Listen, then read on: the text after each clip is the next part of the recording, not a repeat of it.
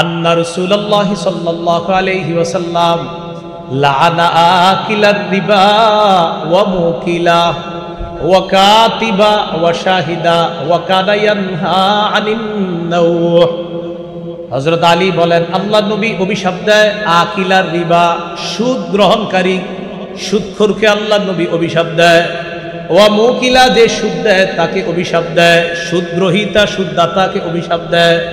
ওয়া কাতিবা, সুদের কারবার যে লেখে তাকে অভিশাপ দেয়। ওয়া শাহিদা, সুদের সাক্ষী যে হয় তাকেও অভিশাপ দেয়।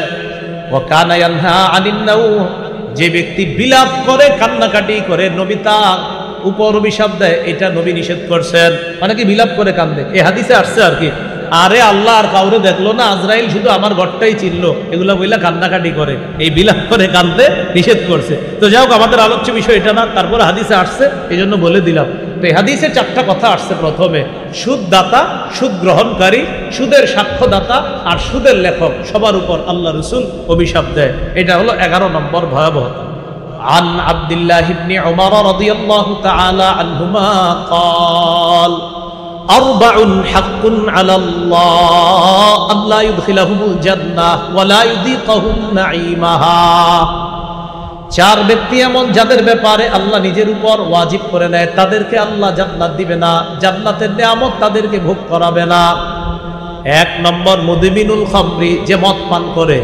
2 নম্বর আকিলুর রিবা, যে সুদ খায়। 3 নম্বর ও আকিলু মালিল ইয়াতীম, যে অন্যায়ভাবে অন্যের সম্পদ ভক্ষণ করে, এতিমের সম্পদ ভক্ষণ করে। 4 নম্বর ওয়াল আকুলি ওয়ালিদাইহি, পিতা মাতার নাফরমান সন্তান। এই 4 জনকে জান্নাত না দেওয়া আল্লাহর হক। এর মধ্যে একটা হলো সুদখোর। সুদী অবস্থায় আমাদের মরণ যেন না হয়। আজকেই এই কারবারে কেউ থাকলে তাকে বুঝাবো, আমাদের মাঝে কেউ থাকলে আমরা আজকেই সর্বাত্মক চেষ্টা করে এটা থেকে ফিরে আসার চেষ্টা করব। আল্লাহ তৌফিক দান করেন। সুদখোরকে কিয়ামতের ময়দানে উঠানো হবে এমন অবস্থায়, দেখলে মনে হবে পাগল, আর মনে হবে তার গলাটা যেন কেউ শ্বাসরোধ করে হত্যার চেষ্টা চালাচ্ছে। এভাবে জোরে চাপ দিছে, কিন্তু আসলে কিন্তু কেউ দেয় নাই চাপ, কিন্তু মনে হবে কেউ চেপে ধরছে, হা হা করতে করতে কিয়ামতের ময়দানে উঠবে। আল্লাহ আমাদেরকে হেফাজত করেন। এগুলো 3 নম্বর। 4 নম্বর, সুদ নামক ভয়ঙ্কর অপরাধের কারণে ভাগ্যে লেখা থাকা হালাল জিনিসটাও আল্লাহ তাকে বঞ্চিত করে দেয়। হারাম সুদে জড়িয়ে যাওয়ার কারণে ভাগ্যে হালাল জিনিস থাকার পরেও আল্লাহ তাকে সে হালাল থেকে বঞ্চিত করে, ওই হারাম সুদে জড়িয়ে যাওয়ার কারণে। তাদের জন্য বরাদ্দকৃত হালাল থেকে বঞ্চিত হয়েছে কয় অপরাধে? 4 অপরাধ। এই 4টি অপরাধের কথা সূরা নিসার 160, 161 এই 2 আয়াতে আল্লাহ তাআলা বলেছেন। আমি আগে 4টি অপরাধ বলি, এরপর আয়াতটা বলি। 1 নম্বর জুলুম। 1 নম্বর জুলুম। 2 নম্বর মানুষকে আল্লাহর রাস্তা থেকে বাধা দেওয়ার কারণে, মানুষকে আল্লাহর রাস্তা থেকে বাধা দেওয়ার কারণে। 3 নম্বর তাদেরকে নিষেধ করার পরেও তারা সুদী কারবারে লিপ্ত হয়েছে এই কারণে। 4 নম্বর অন্যায়ভাবে মানুষের সম্পদ আত্মসাৎ করার কারণে। এই 4টি অপরাধ। 1 অত্যাচার করার কারণে। 2 মানুষকে আল্লাহর রাস্তা থেকে বাধা দেওয়ার কারণে। 3 সুদী কারবারে জড়িয়ে পড়তে তাদেরকে নিষেধ করা সত্ত্বেও তারা সুদী লেনদেন করার কারণে। 4 অন্যায়ভাবে মানুষের সম্পদ আত্মসাৎ করার কারণে। এই 4 অপরাধে তাদের জন্য বরাদ্দকৃত হালাল আল্লাহ হারাম করে দিয়েছেন, ওই হালাল থেকে তাদেরকে বঞ্চিত করছে। সূরা নিসা 160, 161 নম্বর আয়াতে আল্লাহ বলেন, فَبِظُلْمٍ مِّنَ الَّذِينَ هَادُوا حَرَّمْنَا عَلَيْهِمْ طَيِّبَاتٍ أُحِلَّتْ لَهُمْ وَبِصَدِّهِمْ عَن سَبِيلِ اللَّهِ كَثِيرًا وَأَخْذِهِمُ الرِّبَا وَقَدْ نُهُوا عَنْهُ وَأَكْلِهِمْ أَمْوَالَ النَّاسِ بِالْبَاطِلِ। আল্লাহ তাআলা বলেন, ফাবিজুলমিম মিনাল্লাযীনা হাদু হাররামনা আলাইহিম তাইয়্যিবাতিন উহিল্লাত লাহুম। ইহুদীদের জন্য বরাদ্দকৃত পবিত্র জিনিস যা তাদের জন্য হালাল করা হয়েছিল তা আমি আল্লাহ হারাম করে দিলাম। 1 নাম্বার জুলুম করার কারণে। দুই নাম্বার ওয়াবিসাদ্দিহিম আন সাবিলিল্লাহি কাসীরা, অনেক মানুষকে তারা আল্লাহর রাস্তা থেকে বাধা দেওয়ার কারণে। তিন নাম্বার ওয়া আখযিহিমুর রিবা ওয়া ক্বাদলুহু আন, সুদী কারবারে তাদেরকে নিষেধ করা সত্ত্বেও সুদী কারবারে জড়িয়ে যাওয়ার কারণে। চার নম্বর ওয়া আকলিহিম আমওয়ালান নাসি বিল বাতিল, অন্যায়ভাবে মানুষের সম্পদ আত্মসাৎ করার কারণে। এই চার অপরাধের কারণে বরাদ্দকৃত হালাল পবিত্র জিনিস আমি আল্লাহ হারাম করে দিয়েছি, বলি নাউজুবিল্লাহ। তাহলে চার অপরাধের মধ্যে সুদ আছে না নাই? আল্লাহ আমাদেরকে সুদী কারবার থেকে হেফাজত করেন। আর এই সমাজের কিছু মানুষ এরকম হয়ে যায় না যে না আমরা মরে যাই, যা হবার হবে, আমরা সুদে ভুলেও হাত দিব না ইনশাআল্লাহ। আল্লাহ আমাদেরকে হেফাজত করেন। কত গেল? চার। চার নাম্বার ভয়াবহতা গেল যে সুদের কারণে বরাদ্দকৃত হালাল এটাও বঞ্চিত হওয়ার কারণ হয়ে যায় সুদের কারণ। পাঁচ নাম্বার বলেন, যেই এলাকায় বলেন দুটি অপরাধ বেড়ে যায়, ব্যভিচার এবং সুদের কারবার, ওই এলাকায় আল্লাহ গজব দিতে না চাইলেও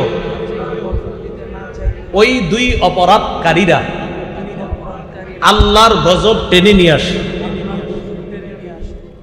হ্যাঁ, মানে মনে করেন আল্লাহ আযাব দিবে না, কিন্তু সুদী কারবার যারা করে আর ব্যভিচার যারা করে এরা গজব টেনে আনে। না না, দেন, আপনি দেন। আত-তারগীব ওয়াত-তারহীব কিতাবের নাম, 3 নম্বর খণ্ড, 69 নম্বর পৃষ্ঠা। এই হাদিসের বর্ণনাকারী আব্দুল্লাহ ইবনে আব্বাস রাদিয়াল্লাহু তাআলা আনহুমা তিনি বলেন, ইযা যাহারাজ জিনা ওয়ার রিবা ফি ক্বরিয়াহ, কোন এলাকার মধ্যে যখন দুটি অপরাধ বেড়ে যায়, 1 নাম্বার ব্যভিচার, 2 নাম্বার সুদের কারবার, قد أحلوا بأنفسهم عذاب الله, এই অপরাধীরা তাদের এলাকায় আল্লাহর গজব ত্বরান্বিত করে, আল্লাহর গজব তারা ওই এলাকার জন্য বৈধ করে নেয়। নাউজুবিল্লাহ। কয়টি অপরাধ?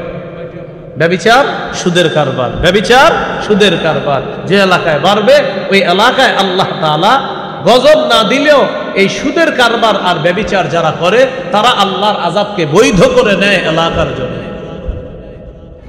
এইগুলো 5 নাম্বার ভয়াবহতা সুদের। সুদের 6 নম্বর ভয়াবহতা, বলেন কোন এলাকায় সুদের কারবার বেড়ে গেলে ওই এলাকায় দুর্ভিক্ষ দেখা দেয়, অর্থনৈতিক অবনতি দেখা দেয়। কি দেখা দেয়? কৃষকরা আগে যে ধান পাইতো এই ধান পাবে না, মাছ চাষিরা আগে যে মাছ পাইতো এই মাছ পাবে না, ব্যবসায়ীরা আগে ব্যবসায় যে বরকত পাইতো এই বরকত পাবে না। কেন?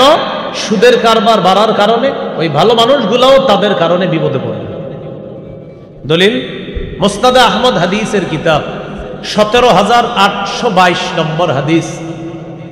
এই হাদিসের মধ্যে আসছে আমর ইবনুল আস রাদিয়াল্লাহু তাআলা আনহুর বর্ণনা। তিনি বলেন, قال رسول الله صلى الله عليه وسلم ما من قوم يظهر فيهم الربا إلا أخذوا بالسنة, কোন এলাকার মধ্যে যখন সুদের কারবার বেড়ে যায় ওই এলাকায় দুর্ভিক্ষ দেখা দেয়। আগের হাদিসে জানলাম জিনা যখন বেড়ে যায়, সুদের কারবার যখন বেড়ে যায় এলাকায় গজব আসে। এই হাদিসে জানলাম সুদের কারবার যখন বেড়ে যায় এলাকায় দুর্ভিক্ষ দেখা দেয়। এই জন্য আমাদের উচিত এলাকায় সুদখোরদেরকে তালাশ করে বের করে তাদেরকে চিহ্নিত করে এলাকা ছাড়া করা।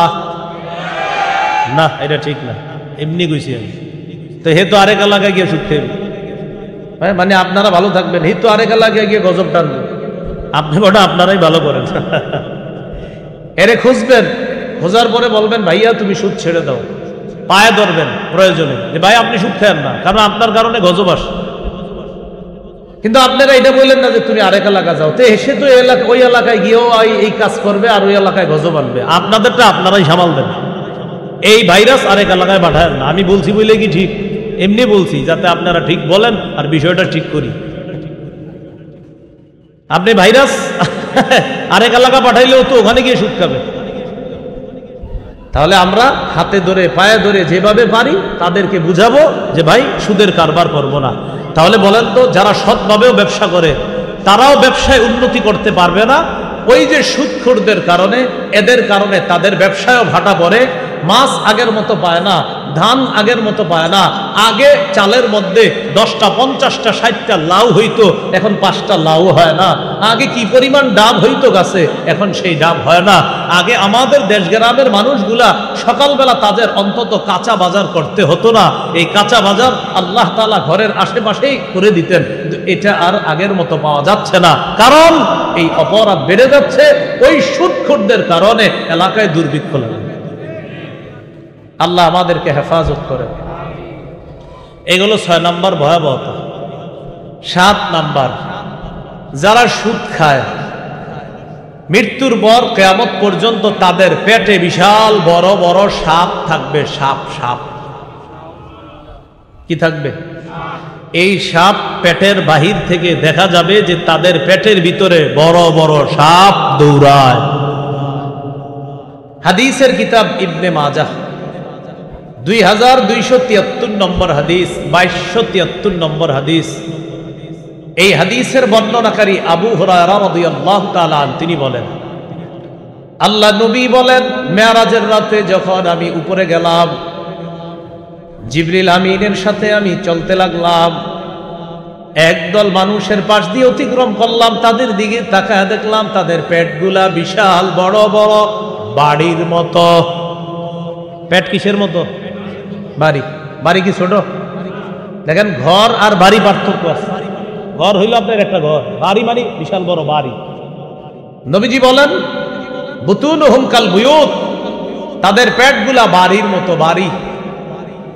ফিহা আল হাইয়াত, ওই পেটের মধ্যে বিশাল বড় বড় সাপ দেখা যায়।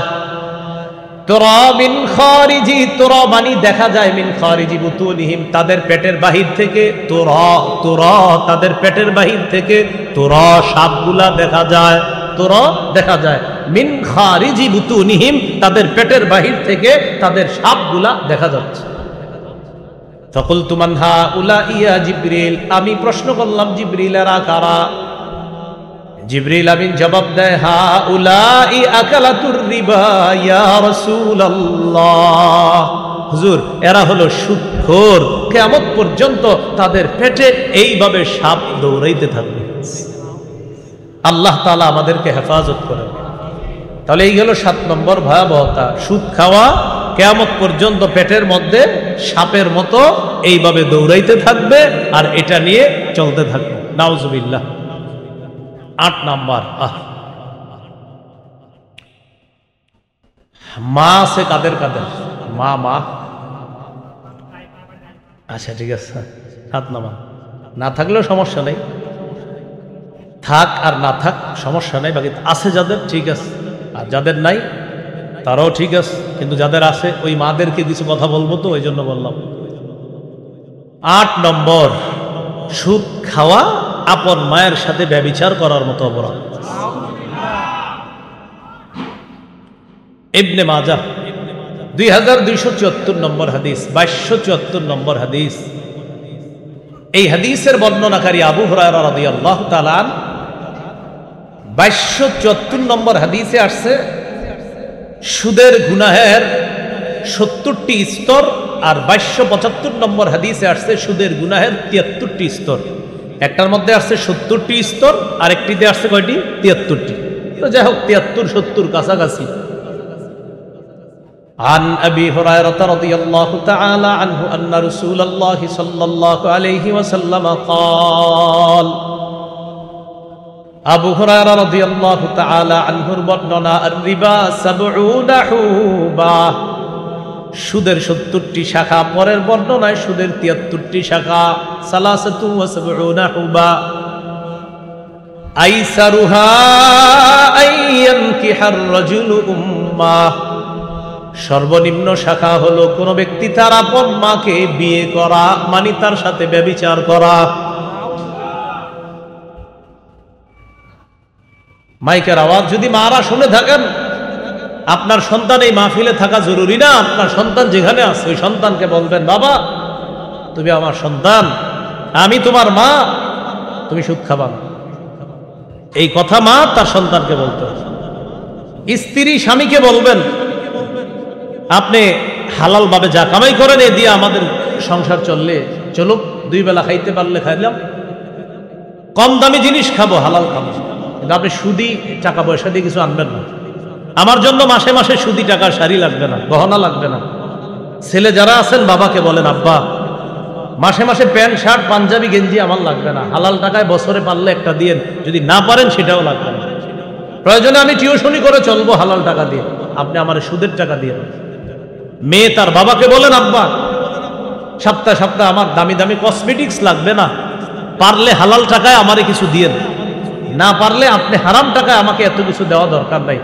আমি বিশ্বাস করি কোন মা তার সন্তানকে যখন সুদ খাইতে নিষেধ করবে, কোন বিবি তার স্বামীকে যখন সুদ খাইতে নিষেধ করবে, কোন ছেলে তার বাবাকে যখন সুদ খাইতে নিষেধ করবে, কোন মেয়ে যখন তার বাবাকে সুদ খাইতে নিষেধ করবে, ওই বাবা চিন্তা করবে, আমি তো আমার পরিবারের জন্যই সুদি কারবার করি। আমার মা চায় না আমি সুদ খাই, আমার বিবি চায় না আমি সুদ খাই, আমার ছেলে চায় না আমি সুদে কারবারে জড়িয়ে থাকি, আমার মেয়েটাও চায় না আমি সুদি কারবার করি। যাদের জন্য করি তারা চায় না আজকে থেকে আমি সুদি কারবার করব না। আমি আশাবাদী পরিবারের সদস্যরা যখন ওই ব্যক্তিকে সাপোর্ট করবে, ওই ব্যক্তিটা হালাল কামায়ে উৎসাহিত হবে এবং সে হারামগুলা বর্জন করবে। শর্ত হলো পরিবারের সদস্যগুলা এই ব্যাপারে একমত হতে হবে, না আমরা হালাল খাবো, হারাম খাবো না। আপনারাই বলেন, একটা লোক সুদি কারবারে জড়িয়ে যায়, উনি কি নিজের উন্নতির জন্য না পরিবারের সদস্যদের জন্য? তো সদস্যরা যখন বলবে, আব্বা আপনি সুদ খায়েন না, এই বাবা তখন ভাববে, আমার ছেলে চায় না আমি খাই, মেয়ে চায় না আমি সুদ খাই, আমার স্ত্রী চায় না, আমার মা চায় না, তো তারা যখন চায় না, আমি ডাল যদি কিনতে পারি আনলাম, চাল কিনতে পারলে হালাল টাকা আনলাম, তারাও যখন মেনে নিচ্ছে, তো আমার মেনে নিতে কষ্ট কোথায়? আল্লাহ আপনাকে হালাল ভাবেই বরকত দান করবে।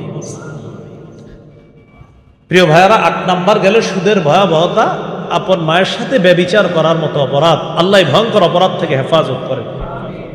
9 নম্বর, যারা সুদ খাবে এক তো তাদের পেটে সাপ থাকবে, দ্বিতীয় কথা হলো কিয়ামত পর্যন্ত রক্তের নদীতে তারা সাঁতার কাটতে থাকবে।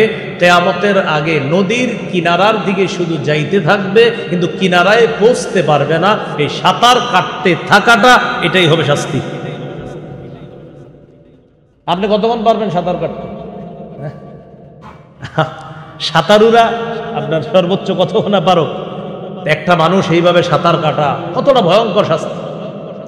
সহিহ বুখারীর বর্ণনা, 2085 নম্বর হাদিস। এই হাদিসের বর্ণনাকারী সামুরা ইবনে জুনদুব রাদিয়াল্লাহু তাআলা তিনি বলেন, একদিন ফজরের নামাজের পর রাসূল সাল্লাল্লাহু আলাইহি সাল্লাম আমাদের দিকে মুখ করে বসলেন। ফজরের পর আমাদের দিকে যখন আল্লাহ রাসূল বসলেন, বসার পর নবীজি সাধারণত ফজরের পর সাহাবীদেরকে জিজ্ঞাসা করতেন, আচ্ছা তোমাদের কেউ কি গত রাতে স্বপ্ন দেখছো? দেখে থাকলে বলো, আমি ব্যাখ্যা দিই। তো যদি কেউ স্বপ্ন দেখতেন তাহলে বলতেন দেখছি, আর যদি কেউ স্বপ্ন না দেখতেন বাস বলতেন না। তো একদিন সকালবেলা জিজ্ঞাসা করলেন, আচ্ছা তোমাদের কেউ কি কোনো স্বপ্ন দেখছো? তো কেউ কোনো কথা বলেন না। নবীজি বললেন, শোনো, গত রাতে আমার সাথে একটা ঘটনা ঘটছে, এই ঘটনাটা আমি তোমাদেরকে এখন শোনাবো, তোমরা মন দিয়ে শোনো। রাসূলুল্লাহ সাল্লাল্লাহু আলাইহি সাল্লাম বলেন, রাআইতুল লাইলাতা রাজুলাইনি আতায়ান ফাআখরাজানি ইলা আরদিন মুকদ্দাসা। গত রাতে 2 ব্যক্তিকে আমি দেখলাম, পবিত্র একটা জমিনের দিকে আমাকে নিয়ে যায়। আমি দেখলাম 2 ব্যক্তি আমাকে পবিত্র একটা জমিনের দিকে নিয়ে যায়। তাদের সাথে আমি চলতে লাগলাম। ফানতালাকনা হাত্তা আতাইনা আলা নাহরিম মিন দাম। আমরা চলতে চলতে এক পর্যায়ে একটা নদীর কাছে আসলাম, রক্তের নদী। বলি সবাই, কিসের নদী? রক্তের নদীর কাছে আসলাম। আসার পর নদীর দিকে আমি তাকাইলাম, নদীর মধ্যে তাকায় দেখলাম ফিহি রাজুলুন কাইম, নদীর মাঝখানে এক ব্যক্তি দাঁড়ায় আছে। ওয়া আলা ওয়াসতিন নাহরি রাজুলুন বাইনা ইয়াদাইহি হিজারা, নদীর কিনারায় এক ব্যক্তি, তার সামনে পাথর। বুঝেন আবার, এটা নদীর মাঝখান, এটা নদীর মাঝখান, এটা নদীর কিনারা। নদীর মাঝখানে এক ব্যক্তি, কিনারায় এক ব্যক্তি। নদীর মাঝখানে যে ব্যক্তিটা সে তো মাঝখানে আছে, কিনারার ব্যক্তিটা তার সামনে অনেকগুলা পাথর। তাহলে নদীর মাঝখানের ব্যক্তিটা আরেকটা হলো কিনারার ব্যক্তি। প্রিয় ভাইয়ারা, কিনারার ব্যক্তিটার সামনে কি আছে? এবার দেখেন, ফাআকবালার রাজুলুল্লাযী ফিন নাহরি, নদীর মাঝখানের ব্যক্তিটি নদীর কিনারায় যাওয়ার জন্য রওনা করছে। ফাইদা আরাদা আইয়াখরুজা, মাঝখানের লোকটি যখন নদীর থেকে বের হইতে চায়, বুখারীর অন্য বর্ণনায় ফাইদা রাজুলুন কাইমুন সাবিহুন, নদীর মাঝখানে এক ব্যক্তি, এই ব্যক্তি সাঁতার কাটবে। ওয়াজ মনে থাকলে বলেন তো, কিনারায় যেই ব্যক্তি দাঁড়িয়ে আছে তার সামনে কি? যেই মাত্র লোকটি নদীর কিনারায় যায়, রামার রাজুলুল্লাযী আলা ওয়াসতিন নাহরি বিহাজারিন ফিহি, কিনারার ব্যক্তিটি একটি পাথর নিয়ে সাঁতারকারী লোকটির মুখ বরাবর পাথরটা ছুঁড়ে মারে। এই জায়গায় প্রথম ফি হরফুল জার, আর দ্বিতীয় ফি হলো মুখ। একটা হলো ফি, এই ফি মানে প্রথম ফি হরফুল জার, আর পরে আরেকটা হলো ফিহি, ওই ফি মানে মুখ। ও ছাত্র আছে তো, এই জন্য বললাম। তো আপনার তার মুখে পাথর মারে, ইংরেজিতে টু টু টু, হ্যাঁ, ওয়ার আর ইউ গোয়িং। আপনাকে কেউ বললো where are you going now, কোথায় যাচ্ছ? তো আপনি বললেন I am going to madrasa, মাদ্রাসায় যাচ্ছে। এই টু টু, ওই টু এর মতো ভি। তো বলতেছে মুখে মুখে একটা পাথর মারছে। এই মুখে যখন পাথর মারছে, মারার পর ওই লোকটা যেই মাত্র মুখে পাথরটা লাগছে, লোকটা আবার মাঝখানে চলে গেছে। রদ্দাহু হাইসু কানা, যেখানে ছিল সেখানে চলে গেছে। তাহলে আবার নদীর মাঝখানে চলে আসুন। নদীর মাঝখানে আসার পর আবার সাঁতার কাটা শুরু করে, আবার কিনারায় যায়, আবার পাথর মারে। হাদিসে আসছে কুল্লামা আরাদা আইয়াখরুজা, যখনই লোকটা বের হইতে চায়, রমা ফি ফিহি বিহাজার, তখনই কিনারার লোকটা তার মুখে পাথর মারে। এইভাবে চলতে থাকে, সাঁতার কাটে, পাথর খায়, আবার মাঝখানে চলে যায়। জিবরিল আমিনকে আমি জিজ্ঞাসা করলাম, জিবরিল, এই লোকটাকে নদীতে সাঁতার কাটতেছে, বেচারা নদীর কিনারায় আসতে পারে না। জিবরিল আমিন জবাব দিলেন, আল্লাযী রাআইতাহু ফিন নাহরি আকিলুর রিবা, হুজুর যাকে আপনি নদীতে দেখলেন সাঁতার কাটতেছে, এই লোকটা হলো সুদখোর, কিয়ামত পর্যন্ত সাঁতার কাটবে, কিয়ামতের আগে নদীর কিনারায় পৌঁছতে পারবে না। আল্লাহ আমাদেরকে হেফাজত করেন। কয়টা গেল ভয়াবহতা? 9টা। 10 নম্বর বলেন সুদ। সবাই সুদ ধ্বংসাত্মক অপরাধ। সুদ খাওয়া মানি দুনিয়াতেও বরবাদ হওয়া, আখেরাতেও বরবাদ হওয়া। তাহলে এটা হলো 10 নম্বর, সুদ ধ্বংসাত্মক অপরাধ। এটা আপনার দুনিয়া ধ্বংস করবে, আখেরাত ধ্বংস করবে। সহিহ বুখারীর বর্ণনা 2766 নম্বর হাদিস, 2766 নম্বর হাদিস। এই হাদিসের বর্ণনাকারী আবু হুরায়রা রাদিয়াল্লাহু তাআলা তিনি বলেন, ক্বালা রাসূলুল্লাহ সাল্লাল্লাহু আলাইহি ওয়াসাল্লাম ইজতানিবুস সাবআল মুবিকাত, আল্লাহ নবী বলেন 7টি ধ্বংসাত্মক অপরাধ থেকে তোমরা বাঁচো। এমন অপরাধ আছে 7টি অপরাধ, এই 7টি ধ্বংসাত্মক অপরাধ থেকে তোমরা বাঁচো। ক্বালু ওয়া মা হুন্না ইয়া রাসূলুল্লাহ, সাহাবীরা জিজ্ঞাসা করলেন, হুজুর এই 7টা ধ্বংসাত্মক অপরাধ কি? নবীজি বললেন, 1 নম্বর আশিরকু বিল্লাহ, আল্লাহর সাথে শিরিক করা। বলেন 1 নম্বর। আবার 1 নম্বর যার যার ধর্ম শেষে পালন করবে। বলেন আবার যার যার ধর্ম, আবার যার যার ধর্ম। মুসলমান যার তার ধর্ম পালন করতে পারে না, মুসলমান তার ধর্ম পালন করবে, সবাই যার যার ধর্ম পালন করবে, মুসলমান নিজের ধর্ম পালন করবে।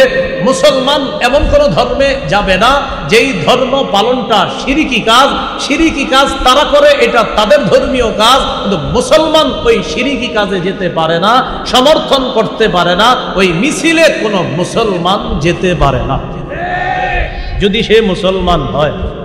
আর যদি বলে না আমি তো মুসলমান না, সেটা ভিন্ন কথা। যদি মুসলমান, এই জন্য বলেন ধর্ম যার যার, বলেন উৎসব তার তার। হ্যাঁ, প্রথম অংশ আমি, দ্বিতীয়টা আপনারা। ধর্ম যার যার, উৎসব যার যার, বাস। তাহলে প্রত্যেকের ধর্মের উৎসব প্রত্যেকে পালন করবে। এই জন্য ধর্ম যার যার, উৎসব তার তার। ধর্ম যার যার, উৎসব তার তার। বিবিকার, বলেন বলেন নিজের। আরে বিবিকার, কেউ যদি বলে বিবি যার যার, স্বামী সবার নাকি স্বামী তার তার? হ্যাঁ, তো ধর্ম যার, উৎসব তার, বিবি যার, স্বামী তার। আরে সহজ বিষয়, এটা কেন বুঝেন না? আপনার বিবি, আপনি স্বামী। আমার ধর্ম আমার উৎসব, তোমার ধর্ম তো তোমার উৎসব।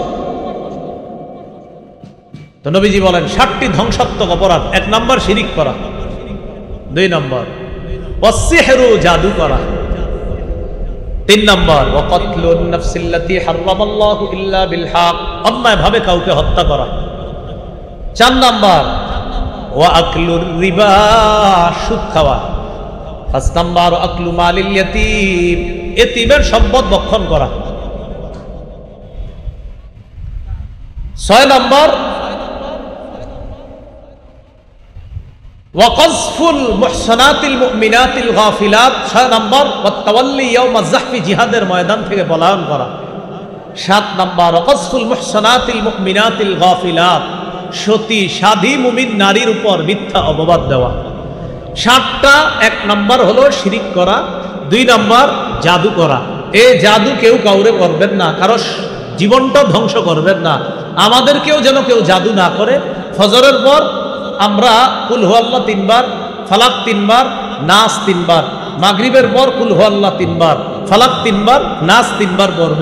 জোহরের পর কুল হু আল্লাহ 1 বার, ফালাক 1 বার, নাস 1 বার। আসরের পর কুল হু আল্লাহ, ফালাক, নাস 1 বার করে। এশার পর কুল হু আল্লাহ, কুল আউযু বিরাব্বিল ফালাক, কুল আউযু বিরাব্বিন নাস 1 বার করে। ফজর মাগরিব 3 বার করে, জোহর আসর এশা 1 বার করে।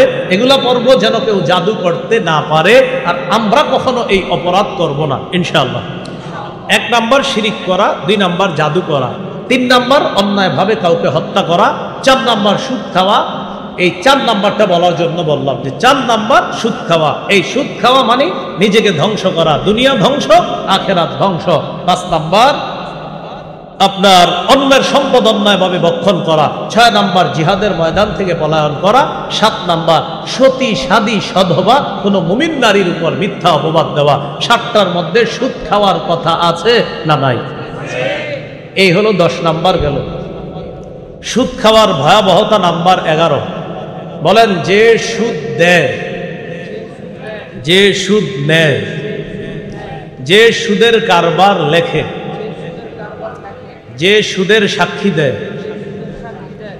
প্রত্যেকের উপর তওবা না করা পর্যন্ত নবীর অভিশাপ চলতে থাকে।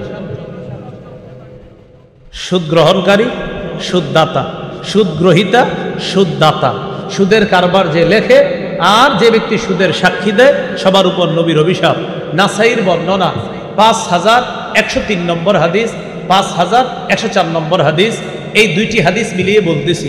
রাসূলুল্লাহ সাল্লাল্লাহু আলাইহি সাল্লামের সাহাবী আলী রাদিয়াল্লাহু তাআলা আনহুর বর্ণনা, তিনি বলেন আন্না রাসূলুল্লাহ সাল্লাল্লাহু আলাইহি ওয়াসাল্লাম লাআনা আকিলার রিবা ওয়া মুকিলা ওয়া কাতিবা ওয়া শাহিদা ওয়া কানা ইয়ানহা আনিন নাওহ।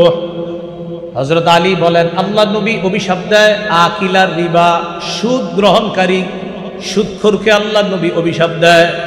ওয়া মুকিলা, যে সুদ দেয় তাকে অভিশাপ দেয়। সুদগ্রহীতা, সুদদাতাকে অভিশাপ দেয়। ওয়া কাতিবা, সুদের কারবার যে লেখে তাকে অভিশাপ দেয়। ওয়া শাহিদা, সুদের সাক্ষী যে হয় তাকেও অভিশাপ দেয়। ওয়া কানা ইয়ানহা আনিন নাওহ, যে ব্যক্তি বিলাপ করে, কান্নাকাটি করে, নবী তার উপর অভিশাপ দেয়। এটা নবী নিষেধ করছেন। মানে কি বিলাপ করে কান্দে, এই হাদিসে আসছে আর কি। আরে আল্লাহ আর কাউরে দেখলো না, আজরাইল শুধু আমার ঘরটাই চিনলো, এগুলা বইলা কান্নাকাটি করে, এই বিলাপ করে কান্দতে নিষেধ করছে। তো যাই হোক, আমাদের আলোচ্য বিষয় এটা না, তারপরে হাদিসে আসছে, এই জন্য বলে দিলাম। তো এই হাদিসে চারটা কথা আসছে। প্রথমে সুদদাতা, সুদ গ্রহণকারী, সুদের সাক্ষ্যদাতা আর সুদের লেখক, সবার উপর আল্লাহ রসুল অভিশাপ দেয়। এটা হলো 11 নম্বর ভয়াবহতা। 12 নম্বর বলেন, জেনে শুনে সামান্য সুদ নেওয়া, সামান্য সুদ খাওয়া 36 বার ব্যভিচার করার চাইতে বড় অপরাধ। 1 দিরহাম পরিমাণ জেনে শুনে সুদ খাওয়া 36 বার ব্যভিচার করার চেয়ে বড় অপরাধ। মুসনাদ আহমদ হাদিসের কিতাব 21957 নম্বর হাদিস। এই হাদিসের মধ্যে আছে, قال رسول الله صلى الله عليه وسلم درهم ربا يأكله الرجل وهو يعلم أشد من 36 زينا। জেনে শুনে 1 দিরহাম পরিমাণ সুদ খাওয়া 36 বার ব্যভিচার করার চাইতে বড় অপরাধ করা। এটা হলো 12 নম্বর ভয়াবহতা। 13 নম্বর ভয়াবহতা, যে ব্যক্তি সুদ খায় আর এই অবস্থায় যদি মারা যায়, আল্লাহ না করেন, আল্লাহ না করেন, আল্লাহ নিজের উপর ওয়াজিব করে নেয় যে আমি আল্লাহ তাকে জান্নাত দিব না। আল মুস্তাদরাক লিল হাকিম হাদিসের কিতাব 2260 নম্বর হাদিস। এই হাদিসের মধ্যে আসছে, আন আব্দুল্লাহ ইবনে উমর রাদিয়াল্লাহু তাআলা আনহুমা قال أربع حق على الله أن لا يدخلهم الجنة ولا يذيقهم نعيمها। 4 ব্যক্তি এমন যাদের ব্যাপারে আল্লাহ নিজের উপর ওয়াজিব করে নেয়, তাদেরকে আল্লাহ জান্নাত দিবে না, জান্নাতের নিয়ামত তাদেরকে ভোগ করাবে না। 1 নম্বর মুদমিনুল খামরি, যে মদ পান করে। 2 নম্বর আকিলুর রিবা, যে সুদ খায়। 3 নম্বর ও আকিলু মালিল ইয়াতীম, যে অন্যায়ভাবে অন্যের সম্পদ ভক্ষণ করে, এতিমের সম্পদ ভক্ষণ করে। 4 নম্বর ওয়াল আকুলি ওয়ালিদাইহি, পিতা মাতার নাফরমান সন্তান। এই 4 জনকে জান্নাত না দেওয়া আল্লাহর হক। এর মধ্যে একটা হলো সুদখোর। সুদী অবস্থায় আমাদের মরণ যেন না হয়। আজকেই এই কারবারে কেউ থাকলে তাকে বুঝাবো, আমাদের মাঝে কেউ থাকলে আমরা আজকেই সর্বাত্মক চেষ্টা করে এটা থেকে ফিরে আসার চেষ্টা করব। আল্লাহ তৌফিক দান করেন। 14 নাম্বার, সুদ কিয়ামতের আলামত। বলেন, সুদ কিয়ামতের আলামত। হ্যাঁ, আত-তারগীব ওয়াত তারহিব কিতাবের নাম, 3 নম্বর খণ্ড, 70 নম্বর পৃষ্ঠা। قال رسول الله صلى الله عليه وسلم بين يدي الساعة يظهر الزنا والربا والخام। নবী বলেন, কিয়ামতের আগে 3টি অপরাধ বেড়ে যাবে। ব্যভিচার, সুদের কারবার, মদ। ব্যভিচার, সুদের কারবার, মাদক দ্রব্য বেড়ে যাবে। আপনারা বলেন তো এগুলো কবে বাড়বে? আগামী 10 বছর পরে। ব্যভিচার, সুদের কারবার, মাদক দ্রব্য। মাদক দ্রব্য মানে ইয়াবা, গাঁজা, বাবা, আফিম, কানাডা ড্রাই, শ্যাম্পেন, মাস্তুদ ইত্যাদি যা আছে সব এটা দ্বারা উদ্দেশ্য আপনার, এগুলা বেড়ে যাবে। 15 নাম্বার, বলেন এমন একটা সময় আসবে, বলেন, যখন সবাই সুদ খাবে। সুদ না খাইলেও, বলেন, সুদের গন্ধ, সুদের হাওয়া, সুদের ধোঁয়া সবার গায়ে লাগবে। নবীজি বলেন এমন একটা সময় আসবে যখন সবাই সুদ খাবে। তো আসলে তো সবাই খায় না। নবীজি বলেন না খাইলেও সুদের ধোঁয়া লাগবে, সুদের হাওয়া লাগবে, এটাও বুঝতেও পারবে না। আবু দাউদের বর্ণনা 3331 নম্বর হাদিস, 3331, 3টা 3-র পরে 1, এটা যাতে মনে রাখেন এই জন্য বললাম। 3331, 3331 নম্বর হাদিস। এই হাদিসের মধ্যে আছে রাসূলুল্লাহ সাল্লাল্লাহু আলাইহি সাল্লাম বলেন, আমার উম্মতের উপর এমন একটা সময় আসবে, এমন কেউ বাকি থাকবে না, সবাই সুদ খাবে। ওয়া ইন লাম ইয়াকুলহু আসাবাহু মিন বুখারিহি, নবী বলেন সবাই যদিও সুদ না খায়, সুদের হাওয়া সবার গায়ে লাগবে। আসসালামু আলাইকুম ভাই, চলেন আপনার 1 কাপ চা খাওয়াম, এটা বইলে নিয়ে গেছে। চা খাওয়াইতে আপনি নিয়ে গেলেন, 5 টাকার চা পান করাইলেন মহব্বত কইরি। তো ওই ব্যক্তি তো আপনার চা পান করছে, তার কোনো গুনাহ হবে না, কিন্তু আপনি বুদ্ধি কইরা এই 5 টাকা সুদের টাকায় তারা চা খাওয়াইছেন। যদিও তার গুনাহ হবে না, যদিও সুদের গুনাহ তার হবে না, কিন্তু আপনি তারে সুদ ডাইরেক্ট না খাওয়াইতে পারলেও সুদের হাওয়া কিন্তু পেটে ঢুকাইয়া দিয়েছেন। তো এদের নবী বলছেন সুদ না খাইলেও ধোঁয়াটা লাগবে। খাওয়াটা লাগবে। এই দেখেন কিভাবে খাওয়া দেয়। এই জন্য যেখানে সেখানে না খাওয়া, খাইতে একটু সতর্কতা অবলম্বন করা। আল্লাহ বুঝার তৌফিক দান করেন। এই গেল 15 নাম্বার। 16 নাম্বার বলেন সুদের সর্বশেষ পরিণতি সম্পদ কমে যাওয়া। মানে দেখবে বাড়বে বাড়বে কিন্তু কমে যাওয়া। আপনি যদি ওই গজব না দেখেন, আপনার পরবর্তী প্রজন্ম এই গজব দেখবে। ইবনে মাজার বর্ণনা 2279 নম্বর হাদিস, রাসূলুল্লাহ সাল্লাল্লাহু আলাইহি সাল্লাম বলেন, মা মিন আহাদিন আকসারা মিনার রিবা ইল্লা কানা আকিবাতু আমরিহি ইলা কিল্লাহ। কোন মানুষ যখন সুদের কারবার বাড়ায়, যতই সুদের কারবার বাড়ায়, এই সুদের সর্বশেষ পরিণতি হলো সম্পদ হ্রাস হওয়া, সম্পদ কমে যাওয়া। সুদ যতই বাড়ুক, সর্বশেষ পরিণতি সম্পদ কমে যাওয়া। এক অংশ আমি, বাকিটা আপনারা।